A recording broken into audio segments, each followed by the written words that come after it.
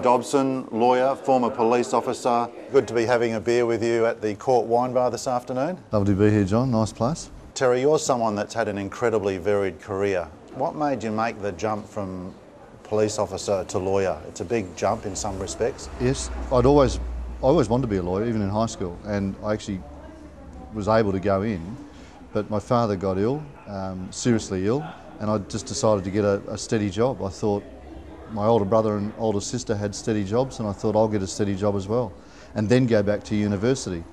That didn't happen. It took 20 years, 18 years. And you're very glad you've made that decision, aren't you? Yes, I am. Yeah. And you're loving the practice of the law? I do. I really do enjoy it, and it might sound corny and cliched, but we actually do get to help people.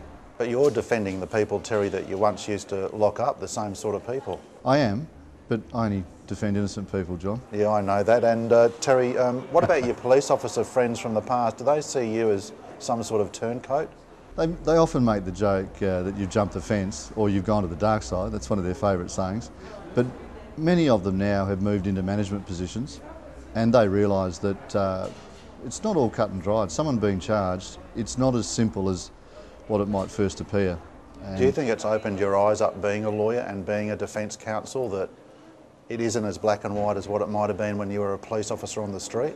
It has. Sentencing is certainly one issue which I think I have a far greater understanding of how difficult it is to sentence anyone, and also just how difficult it is to imprison someone.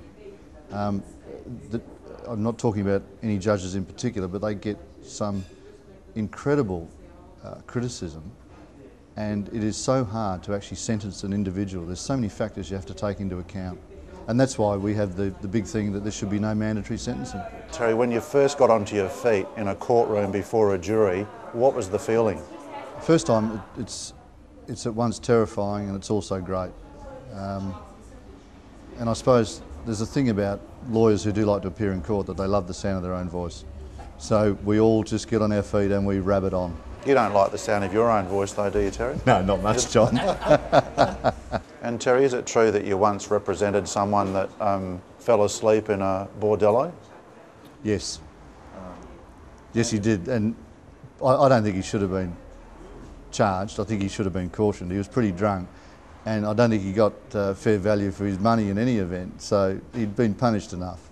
How do you actually relax? What do you do to wind down? I love sport, but in particular Aussie rules. And you're a keen fan of the Eagles, aren't you? Yes, yep, I'm a member of the Eagles and have been for a long, long time. So yeah, I love West Coast and the games. I enjoy cricket. I pretty much enjoy all sports, and I do a bit with my boys and just get out and mix with friends. And I'm probably known that I do like to party. Maybe I party too hard on occasion, but I do enjoy myself. Yeah, well, that's good to hear. And in terms of your passion for AFL, you have a son, don't you, that would be keen to take on the AFL path? He would be. He's had a pretty tough time last couple of years. We worked out the other day that this is the first year in 4 years that he finished the season injury-free. And he's pretty much lost 2 full seasons with osteitis pubis. Had a broken leg, broken hand, so he's had a tough run. In terms of where you head to from here, Terry, you've recently set up your own business.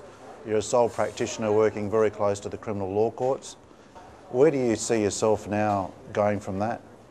I'd still like to keep practising as a solicitor and barrister, meaning I can deal direct with clients and I can still work in court, whatever the court might be.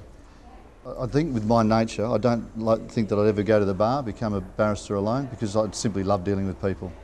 I love dealing with my clients. I get to know their families. I get to know lots of people.